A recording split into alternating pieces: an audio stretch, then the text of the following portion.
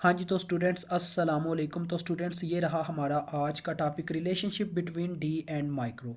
यानी कि कह लें कि इसका क्या कहने का मतलब है, डी से क्या बनता है हमारा। डी से बनती है हमारी जी, डी से हमारा डिफ्यूजन कांस्टेंट बनता है। यानी कि यहाँ पे क्या लिखा गया जी, relationship between diffusion constant and mobility. Mu का माइक्रो का तो मैंने आपको बताया था, ये मोबिलिटी होती है। वो कहता है a simple but powerful relationship toys the diffusion constant with the mobility.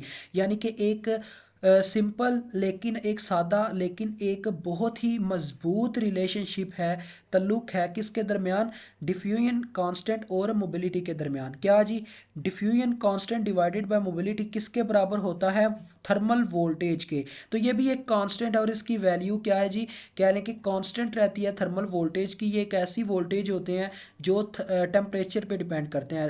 That's why we called them thermal voltage. यानी कि जो टेम्परेचर पे वोल्टेज डिपेंड करते हैं, यानी कि रूम टेम्परेचर पे आपको पता है room temperature 300 kelvin at least होता है। तो हमारे पास उस पे ये वैल्यू होती है जो फिक्स होती है, जिसे हमने याद रखना होता है 25.9 मिली वोल्ट, यानी अप्रॉक्सीमेटली 26। लेकिन ये वैल्यू एक्यूरेट है तो इसे ही पुट करना पड़ता है।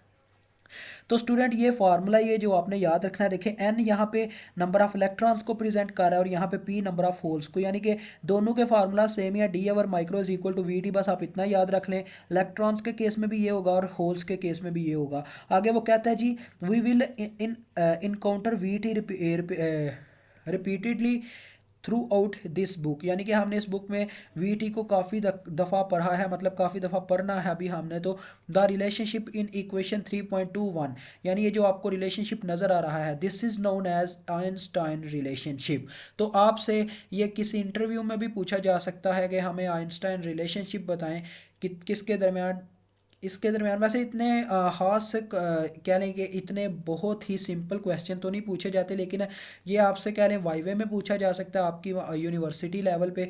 और उसके बाद आपके पेपर में ये क्वेश्चन भी आ सकता है कि आइंस्टाइन रिलेशनशिप क्या था और उसमें क्या बताया गया था। तो ये आप याद रख सकते हैं और ये आपके न्यूमेरिकल्स में भी आगे काम आएगा। तो इंशाल्लाह मिलेंगे नेक्स्ट वीडियो में। अभी मुझे इजाज़त दें। अल्लाह हाफिज़, अस्सलाम वालेकुम।